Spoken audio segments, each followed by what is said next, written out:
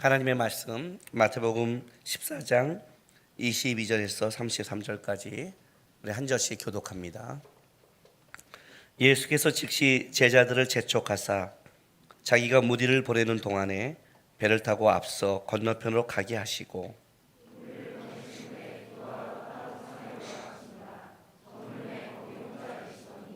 배가 이미 육지에서 술이나 떠나서 바람이 거스름으로 물결로 말미암아 고난을 당하더라. 제자들이 그가 바다 위로 걸어오심을 보고 놀라 유령이라 하며 무서워하여 소리 지르거늘 베드로가 대답하여 이르되 주여 만일 주님이시거든 나를 명하사 물 위로 오라 하소서 하니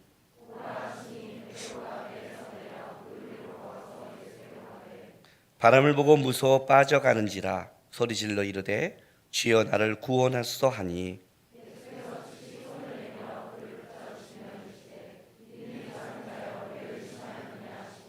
배에 함께 오름에 바람이 그치는지라.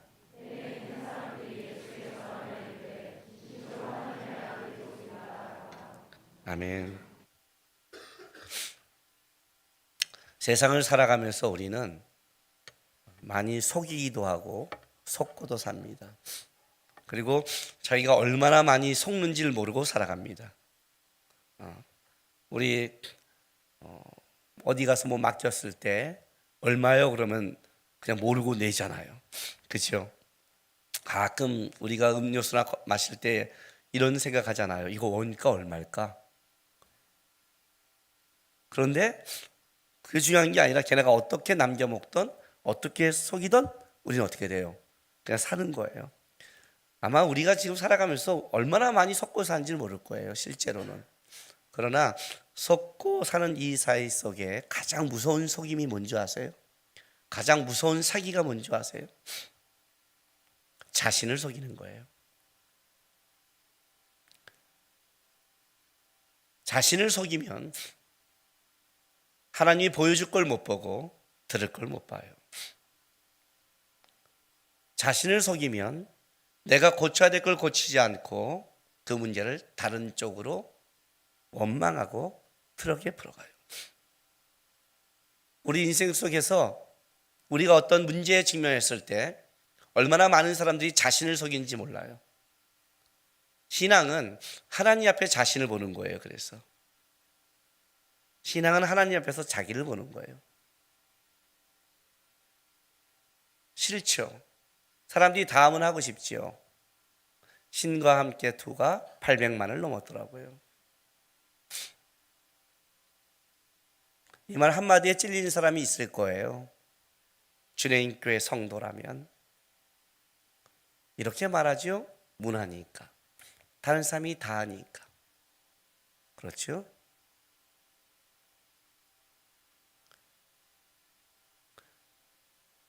하나님 앞에 자기를 보고 싶으면 자기를 속이면 안 돼요. 변명하면 안 된다고요. 문제를 다른 데 끌고 오면 안 된다고요. 여러분, 얼마나 많은 기도가 우리가 하나님 앞에 말도 안 되는 기도를 한 줄 아세요? 주님, 주님의 은혜와 주님의 역사와 하나님의 살아계심을 경험하면 저 하나님 잘 믿겠습니다. 내가 지금 하나님 열심히 못 믿는 게 하나님 앞에 그 많은 의지역과 기적을 못 봐서입니다. 이렇게 말해요? 진짜요? 놀라운 게 뭐냐면 사람은 경험한 만큼 깨닫지 않는다는 거예요.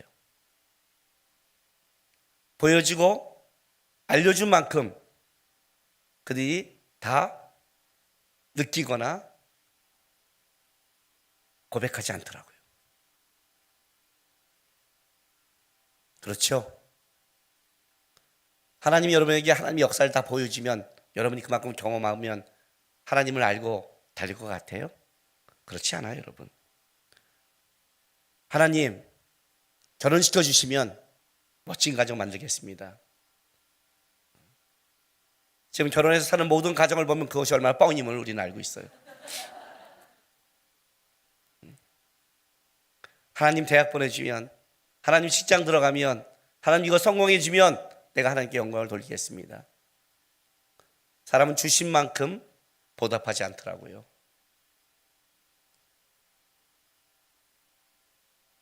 인류를 통해서도 지금의 인류가 얼마나 많이 풍족하고 얼마나 많은 걸 누리지만 오히려 지금의 인류가 더 사악하고 더 욕심 많으며 더 이기적인 거예요. 주시면 보답해요? 하나님이 안 주셔서 못해요? 내가 요즘 집회 가서 청년들에게 하는 게 이거잖아요. 이 다음에 하나님, 내가 돈 벌어서 선교센터를 짓겠습니다. 쓸데없는 공약을 낭발하지 말고 지금은 여러분의 주머니 안에 있는 1,000원이라도 성경금 해라. 지난주 마커스에서 그렇게 설교했더니 1,000원짜리가 많이 나왔어요. 얼마나 이것들이 융통성이 없냐면, 너의 주머니 1,000원을 했더니 1,000원을 해요. 야, 5,000원은 하나님의 뜻이 아니에요. 내가 왜 5,000원을 못한 줄 아세요? 너의 주머니는 10,000원을 하라고 하면 목사님이 돈 밝혀 할까봐 1,000원을 했습니다 하면 알아서 해야죠. 그러면서 자기는 1,000원을 하면서 그럴 거 아니에요. 나는 오늘 하나님의 말씀에 순종했어. 지랄을 해요. 진짜 지랄을 해요. 지가 편하고 지가 드리기 좋은 것만 주면서 순종했다고 그러죠. 조금만 힘든 거 주면 어떻게 하나님 그럴 수 있어요? 그래요. 그죠? 신과 함께도 절제를 못해요. 징하게 말씀 안 들어요. 주시면 보답한다고, 편하면 한다고 뻥치지 마세요. 또 아는 만큼, 여러분이 하나님께 알려준 만큼 행하십니까? 아니잖아요. 부모님께 효도해야 돼요? 안 해야 돼요? 예. 우린 좀 나아요. 읽을 때는 조용해요. 왜요? 그 말에 대답에 대해 책임을 져야 되는데 쉽지 않죠. 우리 드라마 보세요. 드라마 그렇게 밀어주고 다 주고 놈 팔아 땅 팔아 잘된 아들은 부모님 모른 채 하고, 거기서 안 주고 그냥 막날처럼 산 아이들이 효도하는 것, 이거는 그냥 드라마의 주제가 아니라 실제 삶에 있는 일이잖아요. 많이 주고 많이 사랑하고 그가 알고 있는다 해서 진짜 행하는가? 아니잖아요. 많이 받아서 하는 게 아니죠. 작은 거 하나라도 은혜를 알면 효도하죠. 하나님께서 많이 받아서 하는 게 아니라 작은 거 하나도 주의 은혜를 알면 반응하죠. 실제로. 그래서 하나님 안 줘서 그렇습니다. 몰라서 그렇습니다. 이래서 그렇습니다. 속이지 마세요. 자신을. 마음이 없는 거예요. 자신을 속이지 마세요. 마음이 있는 자는 뭔가 달라요. 오늘 예수님께서 무리를 걸어오셨어요. 왜요? 한번 생각해 본 적 있어요? 여러분, 예수님이 그렇게 기적과 이적을 나타나기를 좋아하시는 분이에요? 아니에요, 여러분. 그분의 만약 능력을 한다면, 진짜 그분이 판타지를 보여준다면 갈릴리 바닷가의 물고기야 떠라 그럴 거예요. 쫙 올라오는 거다. 놀라지 않겠어요? 그렇죠? 무슨 오병이의 보리떡 5개와 물고기 2마리를 가져와요. 물고기가 없니? 갈릴리 바다의 물고기야 떠라. 쉬. 그죠? 할 수 있잖아요. 그분이 왜 무리를 걸었을까요? 판타지를 보기 위해서? 아니죠, 여러분. 아니죠. 이유가 있죠. 그분이 하신 일 속에 제자들에게 무리를 걸어오시는 데는 굉장한 이유가 있죠. 왜요? 오늘 본문이 그 얘기를 하는 거예요. 주께서 무리를 걸어오셨다. 무리를 걸으신 주. 왜? 왜? 하나의 서커스 환타지로? 본문이 이렇게 시작을 해요. 14장 22절. 예수께서 즉시 제자들을 재촉하사 자기가 무리를 보내는 동안에 배를 타고 앞서 건너편으로 가게 하시고 라고 시작해요. 즉시 재촉하사, 빨리 제자들에게 즉시 곧바로 야 빨리 가, 재촉하는 거야. 빨리 남은 거 빨리 들고 가. 주님, 사람들이 너무 많아서 정리가 필요하지 않아요? 내가 보낼게. 자기가 무리를 보내는 동안에 내가 처리할게. 너희는 어떻게 하라고요? 배를 타고 앞서 건너편으로 빨리 가. 배란간이 이렇게 시작했어요. 그 전까지 주님은 어땠냐면 굉장히 느긋했어요. 빈들에서 말씀을 전하고 병자를 고친 다음에 날이 저물어 점점 어두워가자 제자들이 머리가 돌아가기 시작했어요. 왜요?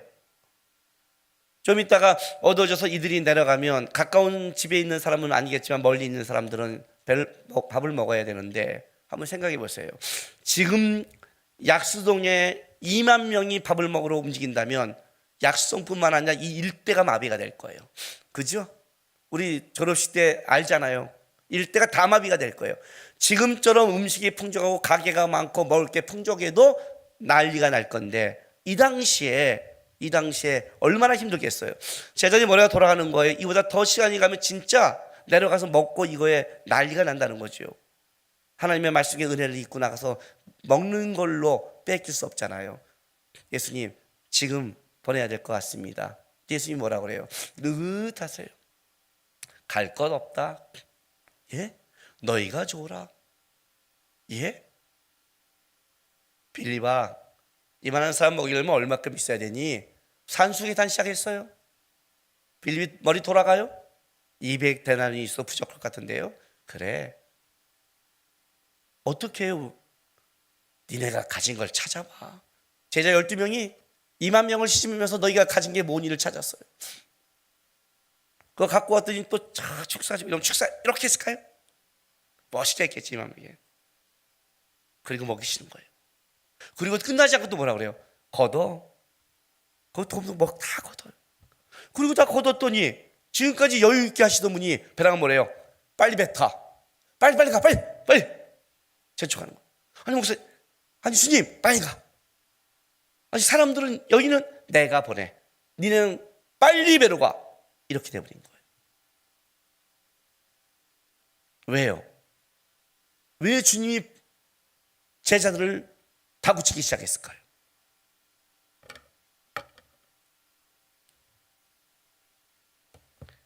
마가복음 6장 52절 말씀 보세요.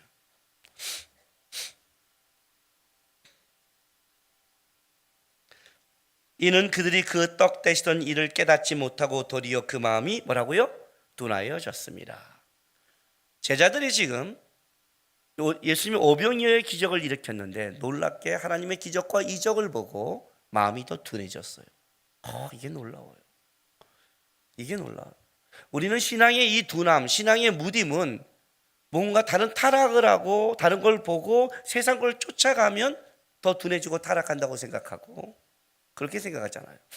제 기도 안 해서 그래, 예배 안 해서 그래, 말씀 안 봐서 그래 이렇게 말하잖아요. 제 주님 따라서 저희가 놀아서 그래. 우리의 타락은 보통 이렇게 벌어지는데 제자들은 지금 그런 타락이 아니라 주님을 계속해서 쫓아오고 있고, 쫓아올 뿐만 아니라 그들 스스로가 예수의 이름으로 귀신을 쫓고 이적을 행했고 병자를 고쳤어요. 그렇죠? 그리고 예수님 앞에 가서 놀라운 오병이의 기적을 맛봤어요. 그런데 그게 마음이 둔해질 수 있대요. 그렇다면 마음의 둔함은 세상의 유혹보다 내 속셈에 있다는 거죠. 속 사람에게 마인드, 태도, 자세에 있는 거죠.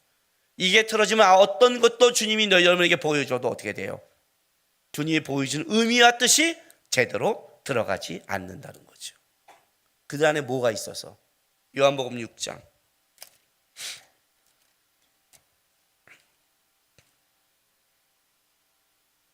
14절 15절. 오병이의 기적을 통해 이제 보리떡 5개와 물고기 2마리를 먹이시고 남은 거를 가져다가 12방주리가 찬 이후에 14절 보세요. 그 사람들이 예수께서 행하신 이 표적을 보고 말하되 이는 참으로 세상에 오실 그 선지자라 하더라. 그러므로 예수께서 그들이 와서 자기를 억지로 붙들어 임금으로 삼으려는 줄 아시고 다시 혼자 산으로 떠나가시니라. 오병이의 기적 속에 사람들에게 어떤 움직임이 벌어졌냐면 예수를 왕으로 세우려는 움직임이 벌어졌어요. 문제는 이 움직임이 세상 사람의 움직임이 아니라 그를 따라가는 제자들에게도 영향을 미치고 있는 거죠. 이 영향이 나중에 뭘로 드러나냐면 주의 나라 임하실 때 내가 우편에 또는 좌편에라는 치맛바람이 불기 시작했죠. 나중에 돼요. 제자들에게도 이 문제가 들어가는 거예요. 주님이 오병이의 기적을 일으키는 왕이 되려는 게 아니죠. 요한복음 6장에 주님이 분명히 이렇게 말하죠. 너희가 표적을 본 게 아니라 떡을 먹고 배부른 까닭이다, 이렇게 말하죠. 거기에 표적은 떡이 아니라 예수죠. 예수가 표적이죠. 예수가 계시니까 그 일이 벌어지는 거죠. 예수가 있으니까 풍랑이 잠잠해지는 거죠. 예수가 있으니까 기적과 이적이라는 것이 거기에 있는 거죠. 그런데 놀랍게도 예수는 안 보이는 거예요. 제자들마저도 가는 거예요. 예수께서 일단 격리시키고 제자들은 그 세상 무리들과 달라야 되잖아요. 일단 빨리 보낸 거예요. 그리고 배를 띄고 가요. 쭉 가요. 가는데 자, 마태복음 14장으로 돌아갈게요. 23절. 무리를 보내신 후에 기도하러 따로 산에 올라가시니라. 저물매 거기 혼자 계시더니 배가 이미 육지에서 술이나 떠나서 바람이 거스림으로 물결로 말미암아 고난을 당하더라. 밤사경에 예수께서 바다 위로 걸어서 제자에게 오시니. 자, 주님께서는 혼자 올라가서 기도하셨어요. 주님이 어떤 기도를 할지는 우리가 다 생각해 볼 수 있죠. 그죠? 그분이. 그런데 재밌는 건 이거예요. 여기에 이 배가 이미 육지에서 술이나 떠나서, 이 술이나 떠나서가 다른 표준 언어에 보면 배 한가운데 있어, 이런 뜻이에요. 그러니까 예수님께서 배를 띄워서 제자들에게 가는데 바다 이제 한가운데 간 거죠. 거기까지 간 거예요. 거기서 뭐가 와요? 배가 못 가도록 풍랑이 있는 거예요. 풍랑이 거칠게 일고 있는 거죠. 성지순례 가면, 이번에도 성지순례 갈 텐데 가는 팀이 있으면 갈릴리 바다에서 반대편으로 가는 데 있어서 이제 좀 크죠. 한 100명 이상 충분히 넓게 들어가는 큰 배 타서 이제 갈 텐데 한 40분 걸리더라고요. 요즘에는 빠르니까. 그러나 그 시대에 아무리 노를 저어도 갈릴리 바다는 그렇게 큰, 진짜는 바다가 아니잖아요. 갈 수 있는 호수란 말이에요. 그러니까 아무리 가도 한 2시간이면 충분히 넘어갈 수 있겠죠. 잔잔하면 반대로 갈 수 있죠. 근데 거기를 배 타고 이제 왔단 말이에요. 1시간 정도 갔을 거예요. 아마 중앙까지 가려면 1시간 정도 좀 배를 타고 몰고 왔는데 그때 풍랑이 있는 거예요. 예수는 밤 사경에 오셨거든요. 밤 사경은 새벽 3시부터 6시 사이예요. 그러니까 로마인들은 어떻게 시간을 나눴냐면 밤이라고 그럴 때는 저녁 6시부터 새벽 6시를 12시간을 나눠요. 그래서 네 부분으로 나눠서 1경은 오후 6시부터 9시, 2경은 오후 9시부터 12시, 3경은 0시부터 새벽 3시, 4경은 새벽 3시부터 새벽 6시까지예요. 근데 어두워지는 거니까 옛날 같은 6시 넘으면 어두워지잖아요. 근데 빨리니까 이제 사람들도 진짜 어두워지게 보냈으니까 진짜 한 저녁 6시 정도에 보냈다 쳐요. 주님이 몇 시간 만에 나타난 줄 아세요? 계산이 안 돼요? 오후 6시에서 새벽 3시가 몇 시예요? 예, 꽤 오래 걸렸죠? 나는 새벽 3시에 딱 나타났다고 생각 안 해요.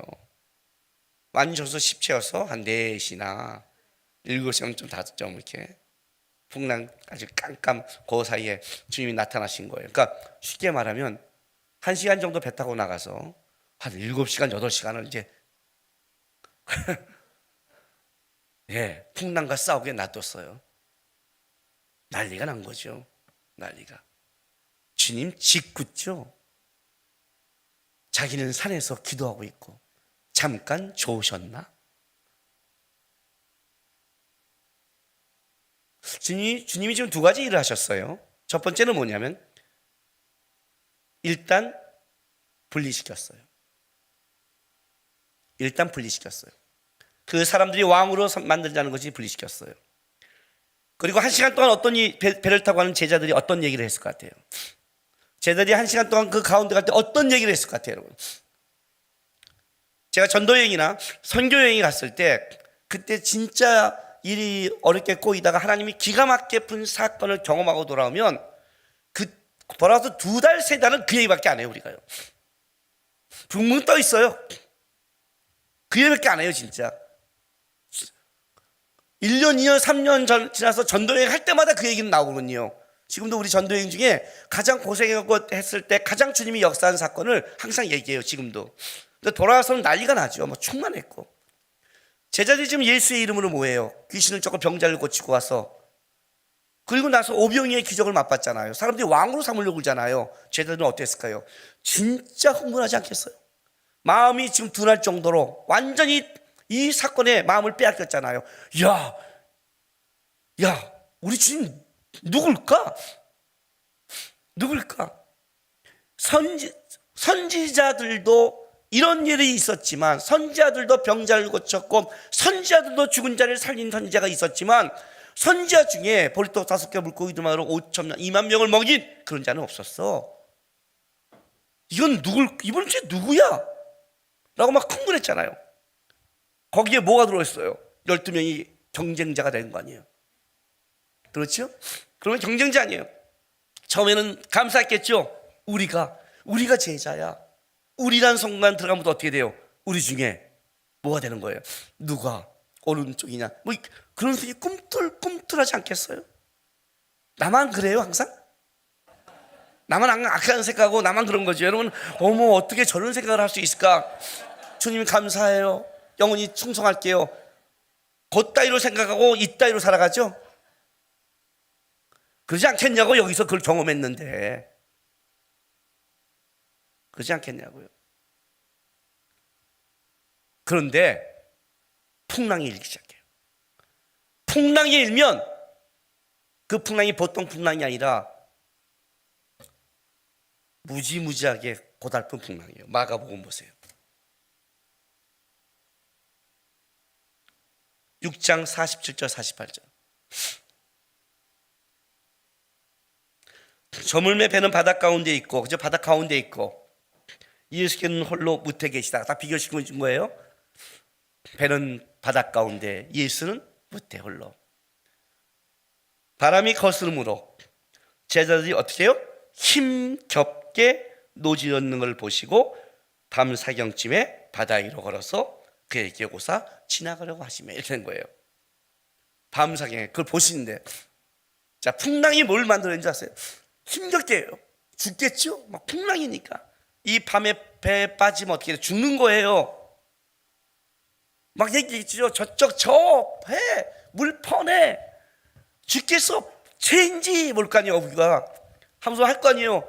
몇 시간 동안 주님은 어디 가신 거야? 아니, 우리 죽으려고 내버려 둔 거야? 아마 거기서는 내가 이 다음에 주님이 오른편에 왼편에 아무것도 생각이 안 들고 모두가 협력해요. 합심하여 어떻게 해요? 이 풍랑에 빠지지 않기를 집중했잖아요. 드디어 팀웍이 되는 거예요. 그죠? 하나님이 그래서 우리 가운데 풍랑을 주시는 거예요. 이 풍랑이 없다면, 잔잔했다면 제자들에는 아마 이거 욕심이 극대화되기 시작했을 거예요. 얘기하면 할수록 그 마음에 둔해지는 것들이 그 떡에 빠져서, 그래, 우리가 먼저 왕으로 취하자. 야, 우리끼리 싸우지 말자. 너 영의정, 자의정, 우의정, 판사, 우리끼리 다 조절하자. 예수님과 상관없이 그들은 자기들 욕심을 만들어내기 시작했을 거예요. 놀랍지 않아요? 하나님의 은혜와 기적이 욕심을 극대화시킨다는 게, 하나님이 주신 축복이 자기의 야망을 더 부추긴다는 게, 주님이 잘되게 하면 더 헌신하는 게 아니라 더 큰 야망으로 타락한다는 게 놀랍지 않아요? 그래서 주님이 풍랑을 만들어내는 거예요.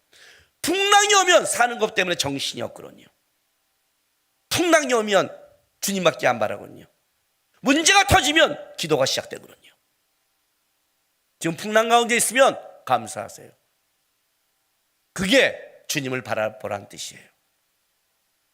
너의 생각, 너의 경험, 네가 쫓는 것을 내려놓고 하나님께 집중하라는 뜻이에요. 하나님이 자기에게 집중시킬 때 사람을 끊고 환경을 흔든다고 그랬잖아요. 집중해야 되는 거예요. 하나님이 나에게 이걸 편하게 하고 하나님이 나에게 이걸 주시면 내가 하나님 앞에 더 하겠습니다. 내가 지금 이 문제 때문에 하나님께 집중 못합니다. 거짓말하지 마세요. 집중하는 건 그게 아니에요. 좋든 나쁘든 집중하는 게 집중이에요. 사랑 안 해봤어요? 사랑? 너무 오래된 얘기예요, 자매들? 사랑을 하면 가까이 있으면 더 좋고 멀리 있으면 더 그리워요. 멀어질수록 더 그리워요. 아니에요? 주님 진짜 사랑하면 동행할 때는 기쁘고 떨어져 있으면 더 그리운 법이에요. 마음에 있는 거예요. 풍랑을 주신 거예요. 몇 시간 동안 풍랑을 줬어요. 그 풍랑 속에 그들은 아마 정신이 없을 거예요. 이제 그의 떡대던 일도 뭐가 중요한 게 아니라 이 풍랑에 살아남는 데 집중하고 있는 거예요. 그때 예수가 오셔요. 쫙 오시는 거예요. 어떻게 해요? 재밌게 오세요. 보세요 여러분, 48절. 힘겹게 노젓는 걸 보시며 밤사경쯤에 바디로 걸어서 그들에게 오사 어떻게 했어요? 지나가려고 하셨어요. 아니 이렇게 짓궂다니. 아니 지나가려고 오셨어요. 이렇게요. 오늘 왔는데 만약에 이 제자들이 풍랑에 막 저 뭐지? 그거 넘어갔으면 지나갔을 거예요. 그리고 다시 또 일로 지나가요. 또 지나가요. 알아볼 때까지. 여기서 지나가다라는 것은 사실 통과하다는 뜻을 가지고 있어요. 근데 표현을 지나가는 거예요. 지나가요. 왜요? 이 표현은 어떤 의미를 가지고 있어요. 출애굽기 33장.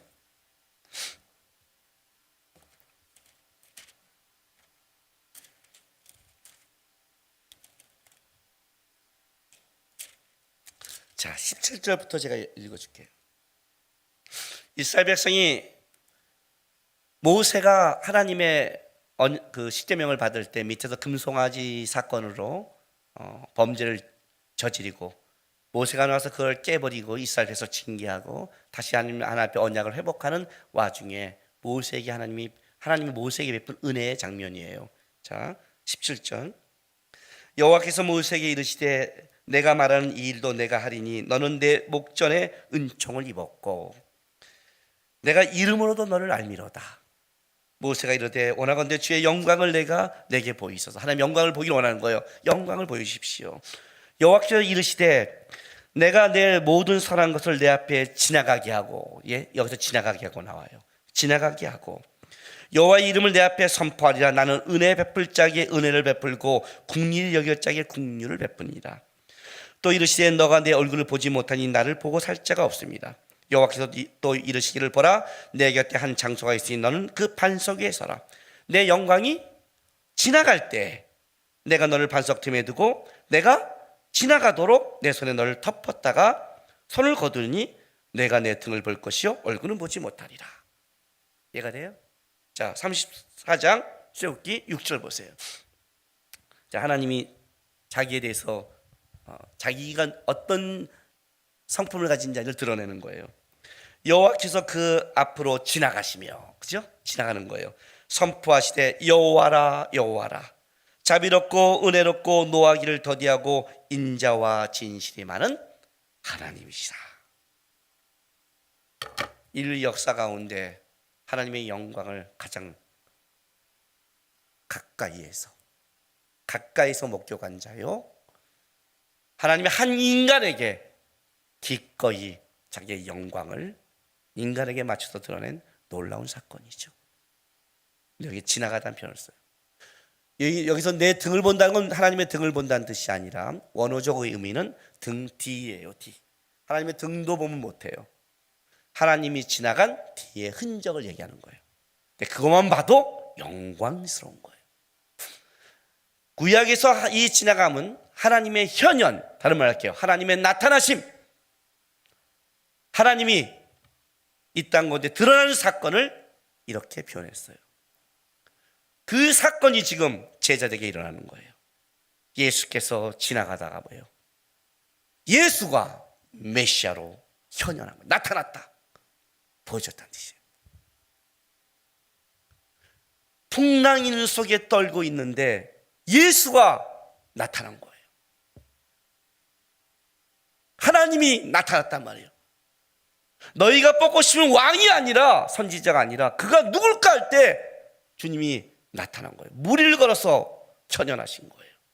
무리를 걸어서 나타나신 거예요. 떡으로 둔해져 있었거든요. 그 떡 따위에 마음을 뺏긴 거예요.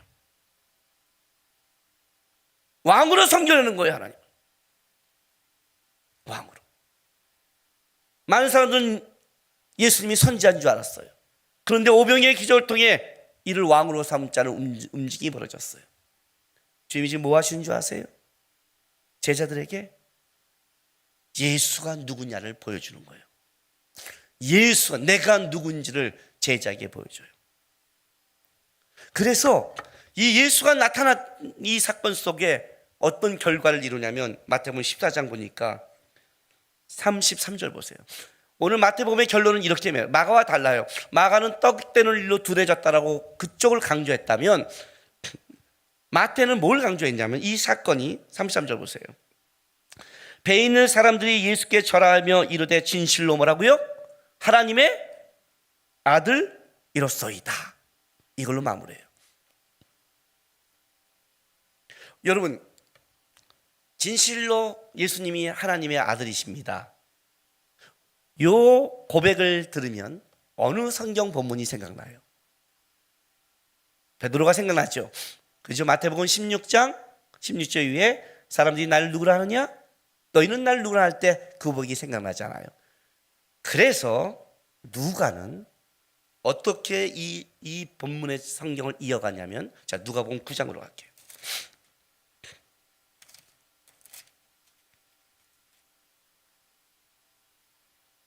9장 15절.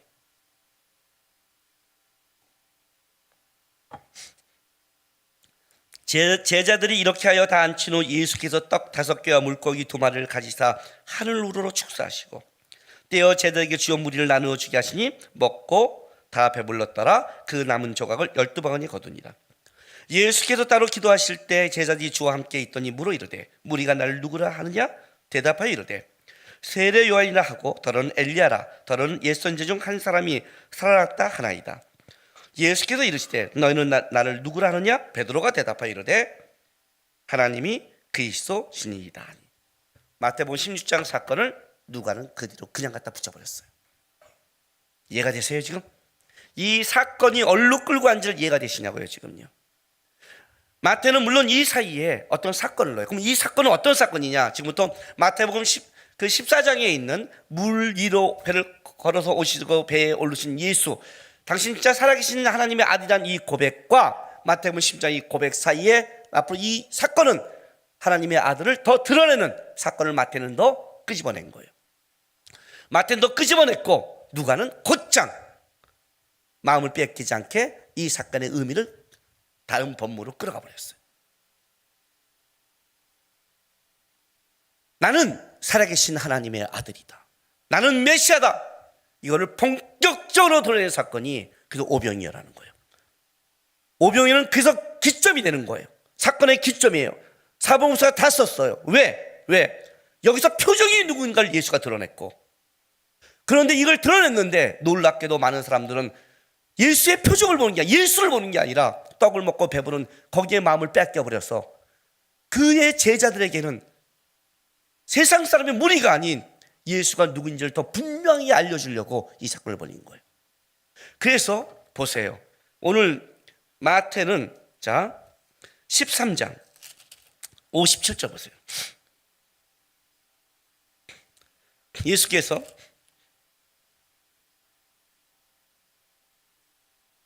54절부터 제가 그냥 읽어드릴게요. 13장. 고향으로 돌아가서 그들의 회당에서 가르치시니 그들이 놀라 이르되 이 사람이 이 지혜와 이런 능력이 어디서 났느냐. 이는 그 목수의 아들이 아니냐. 그의 어머니는 마리아, 그의 형제들은 야고보, 요셉, 시몬, 유다라 하지 않느냐. 그인들은 다 우리와 함께 있지 아니하냐. 그런즉 이 사람이 이 모든 것이 어디서 나느냐 하고 예수를 배척한지라. 예수께서 그들에게 말씀하시되 선지자가 자기 고향과 자기 집에 존경을 받지 않음이 없느니라 하시고 그들이 믿지 않음으로 말미암아 거기서 많은 능력을 행하지 아니하시니라. 그죠? 그리고 나서 34절, 14장 34절, 36절 보세요. 그들이 건너가 게네사렛 땅에 이르니 그곳 사람들이 예수인 줄 알고 그 근방 두루 통지하며 모든 병자들을 예수께 데리고 와서 다만 예수의 옷자락에도 손을 대게 하시기를 간구하니 손을 대는 자는 다 나음을 얻었느니라. 지금 이런 식의 본문을 가지고 있는 거예요. 우리 이런 식의 마태는 세례 요한의 죽음, 이 오병이어 사건의 앞에 있잖아요. 그죠? 세례요한의 죽음의 사건을 쓴 이유는 헤롯 안디바가 예수님이 세례요한을 착각하며 찾기 시작했어요. 왜 이걸 찾았을까? 여기에는 없지만 마가복음에는 요 사이, 고향에서 배척당한 요 사이에 뭘 집어넣냐면 바로 제자들을 파송해서 찾아요. 제가 지난주에 빠졌더니 눈이 껌뻑거려요.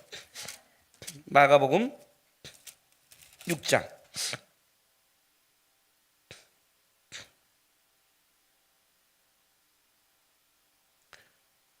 자, 4절부터 읽어줄게요. 예수께서 그들에게 이르시되 선지자가 자기 고향과 자기 친척과 자기 집에 존경을 받지 못함이 없느니라 하시며 거기에서 아무 권능도 행하실 수 없어 다만 소수의 병자에 안수하시고 고치실 뿐이었고. 자, 그리고 6절 보세요. 6절이 나눠져 있어요. 그죠? 6절이 상하로 나눠져 있죠. 앞에는 뭐예요? 그들이 믿지 않음을 이상히 여겼더라 하고 딱 잘라버리고 그 이후에 이에 모든 촌에 두루다니며 가르치더라 하고 12제자를 부르사라고 12제자의 파송이 나와요. 그렇죠? 이걸 말하는 거예요. 지금요. 고향에 가서 그들이 믿지 않아서 여기를 딱 잘라버렸어요. 왜? 고향이라는 어떤 뜻을 가지고 있냐면 고향이랑 나를 가장 잘 아는 사람이 있는 곳이에요. 나를 가장 가까이서 보고 내가 어렸을 때 뭘 생각하며 어떻게 살아온 걸 모두가 알고 있는 사람들이 거기 있어요. 여러분, 예수님은 우리와 달라요. 이해가 되세요? 예를 들어서 김남국이 목사가 됐어. 그러면 어렸을 때 저를 아는 사람 중에 걔가? 장독도 깬 애가? 열받아갖고 잿더리 얼굴에 던진 애가? 걔 핀 가면 복종이잖아. 걔가? 이럴 수 있지만 예수님이 걔가? 그럴 분은 아니죠. 예수님은요. 예수님은 가장 완벽한 사람이었죠. 그잖아요. 예수님이 갈다가 열받는다고 대패 던지지 않았을 거 아니에요. 예수님인데 성경에 자라면서 하나님과 사람 앞에 칭찬받더라 했는데, 예? 여러분, 사람 중에서도 하나님과 사람 앞에 칭찬받은 사무엘이 얼마나 경건하고 얼마나 잘 자랐는데, 예수님인데, 사무엘도 아니고 예수님인데 얼마나 모범적이고 얼마나 성실하며 얼마나 잘 살았겠어요. 아마 사람 중에 가장 모범적인 누구냐 그러면 예수님일 거예요. 그렇게 보고 자란 고향 사람들도 이거는 배척하는 거예요. 인간이 안목, 혈연, 혈통으로 영적인 메시아를 알아볼 수 없다로 딱 잘라버려요. 그리고 어떻게 시작해요? 이제 영적인 자녀들, 예수가 부르는 자들, 제자라는 자들 파송시키는 거예요. 놀라운 건 뭐냐면 예수의 기적과 이적을 고향 사람이 믿지 않아서 제대로 못했는데 예수를 따르는 제자가 놀랍게 나가서 예수와 같은 기적과 이적과 능력을 해가는 거예요. 난리가 났잖아요. 이 소문이 헤롯에게 들어간 거예요. 그래서 헤롯이 찾고자 하니까 세례요한 사건을 끄집어낸 거예요. 걔는 관심만 있지 결정적일 때는 이기적이야. 세례요한을 죽였거든. 두려워 떨고 종교적 관심이 있었지만 결국 살롬의 그 여자 하나 그것도 못하고 죽였잖아. 걔는 그런 애야 하고 떨어버리고 어떻게 해요? 빈들에 가서 드디어 뭐예요? 혈연은 끊어놓고 이제 영적으로 하나님이 그를 부르는 자들에게 내가 누구인지를 보여준 첫 번째 공개적 사건이 오병이어예요. 그런데 그 오병이의 사건이 제자들의 눈을 가려버렸어요. 오히려. 그래서 예수님이 제자들에게 내가 누구인지를 다시 나타내는 사건이 무리를 거르는 사건이에요. 그래서 마태는 뭘 지금 강조하냐면 14장을 딱 기점으로 해서 끝에 뭘 결정을 냈냐면 여기 뭐예요? 다시 배가 물에 대고 나서 많은 사람이 와서 예수의 옷자락을 만졌는데 어떻게 돼요? 났어요, 안 났어요? 났어요. 그러면 예수의 옷에 예수의 능력과 권능과 신성이 배어 있는 거예요? 그게 아니죠. 우리가 누구의 옷자락을 만진다는 것은 사실은 그 사람을 바라보는 거잖아요. 그렇잖아요. 당신의 옷자락 끝만이라도 오는 건 뭐냐면 당신에게 능력이 있다는 거잖아요. 이 사건이 어떻게 되냐면 앞에는 고향 사람들은 배쳐가는데 뭐예요? 예수의 나타남을 본 그 이후에는 예수의 옷자락을 만져도 낫는, 진짜 메시아의 옷자락을 봐도 낫는 걸로 본분이 바뀌어버린 거예요. 그 사이에 뭐가 있어요? 오병이어와 바로 예수의 무리의 걸으심, 하나님의 나타나심이 있는 거예요. 예수의 현현. 제자들에게 예수가 누군지를 오해하지 않고 진짜 보여주고 싶어서. 왜? 그래야 제자들이 다른 데 눈이 어두워져서 딴 데로 가지 않고 온전히 예수를 바라보며 자랄 수 있기 때문에 주님이 그 바닷 가운데 풍랑 가운데 놨던 거예요. 풍랑 가운데 놨던 거예요. 풍랑. 참 재밌는 게 뭐냐면 예수가 걸어오시는데 풍랑 가운데 걸어오세요. 제자들이 놀랬겠죠. 주님 판타지 영화를 찍었어요. 배가 풍랑이 막 불이 팍 트는데 쫙 지나가세요. 잔잔할 때 지나가는 것보다 낫잖아요. 쟤는 막 이러는데 뭐가 지나가니까 정신 못 차리잖아요. 그죠? 유령이다. 나다. 두려워 말라. 베드로가 뭐라는지 아세요?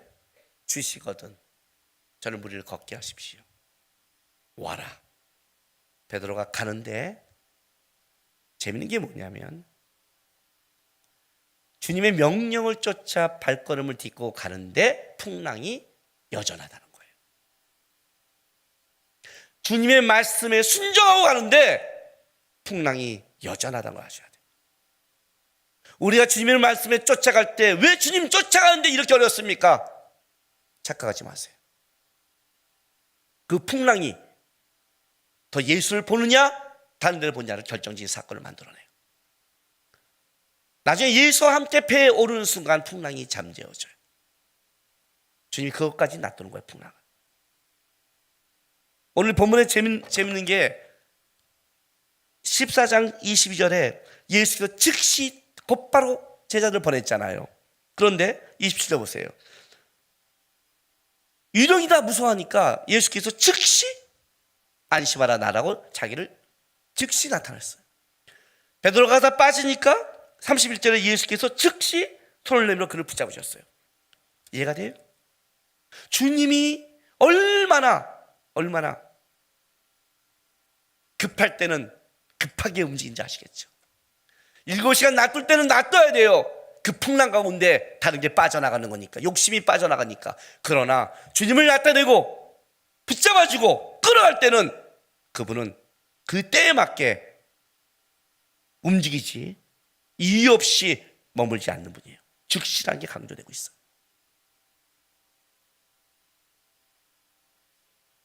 제자들이 이걸 보고 아는 거예요. 자, 제자들이 본 게 뭘까요? 이거죠. 제자들이 본 것. 살아계신 하나님의 아들인 게 왜 이 고백이 나올 수밖에 없었을까? 그냥 무리를 걸어서? 아니에요. 예수께서 무리를 걸어와요. 왜요? 무리를 걷는다는 게 뭔지 아세요? 하나님은 너희의 생각, 너희의 경험, 너희의 실력 밖에 역사하는 분이다. 예수가 무리를 건다. 무리를 걸으신 주예요. 제가 무리를 거신 예수하면 여러분 예수님 때문에 약화될 것 같은데 주님이에요. 메시아예요. 우리가 믿는 주는 너희의 생각, 경험, 실력 밖에서 움직이는 분이다. 그분은 너희 안목으로 알 수 없다. 두 번째는 예수가 풍랑과 물 가운데 걸어갈 때는 예수가 가는 그 길에는 어떤 것도 위협이 될 수 없다. 막을 수 없다. 너희의 눈에는 바다와 풍랑이 위협이고 너희의 눈에는 죽을 것 같지 모르지만 하나님의 길과 하나님의 능력에 있어서는 어떤 것도 막거나 위협이 되지 않는다. 베드로 너에게 있어서는 빠져가는 길일지 모르지만 예수는 아니다. 그래서 놀라운 게 뭔지 아세요? 놀라운 게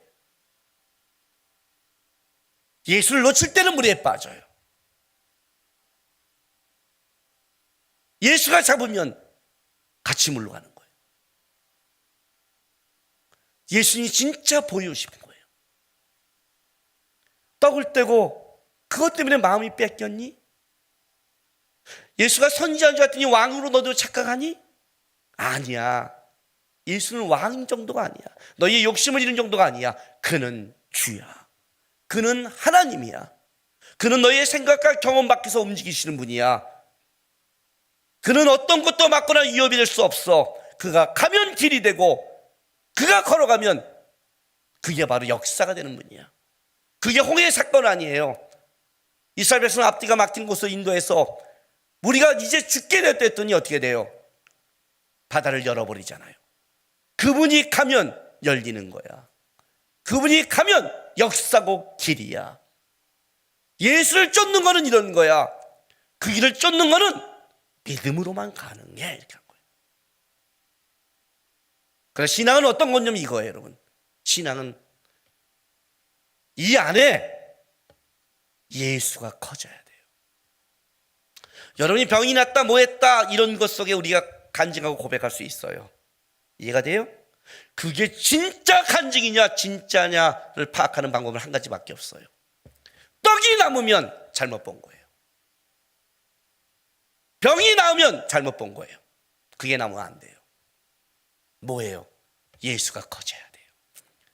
예수가 선지자에서 왕에서 메시아로 커져야 돼요.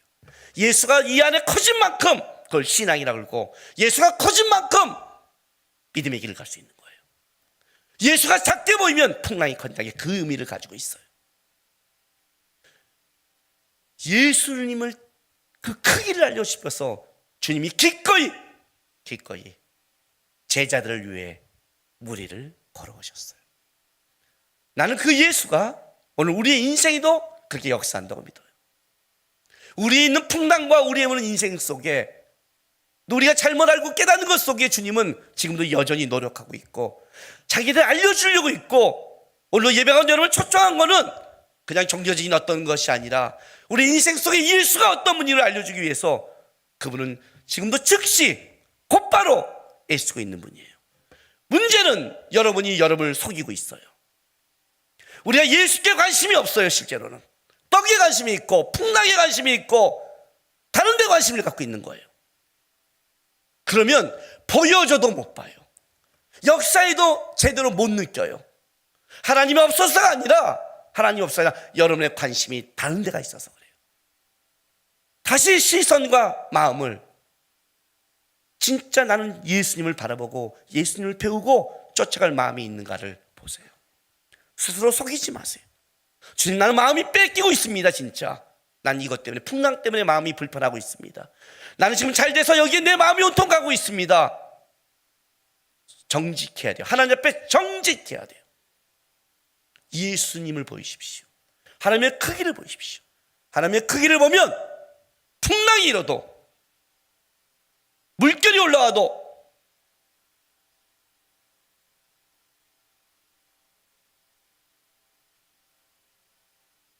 충분해요.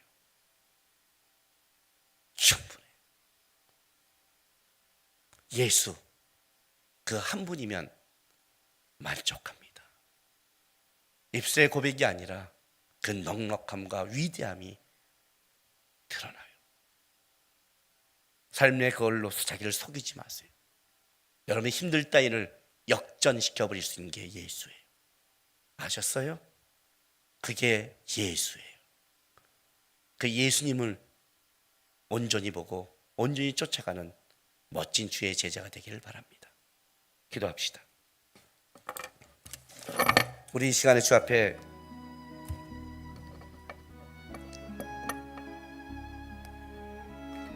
주님, 세상을 살아가면서 내가 주님 가는 그날에 얼마큼 잘 살고 잘 먹고 풍족한지 그건 모르겠지만 한 가지, 살아간 만큼 주님을 알기 원합니다. 시간이 헛되지 않기를, 내가 살아간 그 시간이 욕심으로 찬 시간이 아니라 내가 살아간 그 시간이 더 예수의 크기를 아는 시간이 됐으면 좋겠습니다. 온 맘 다해 주님 사랑하는 제자 되게 도와주십시오라고 우리 이 시간 다 같이 결단하며 기도하며 나가겠습니다. 기도하겠습니다.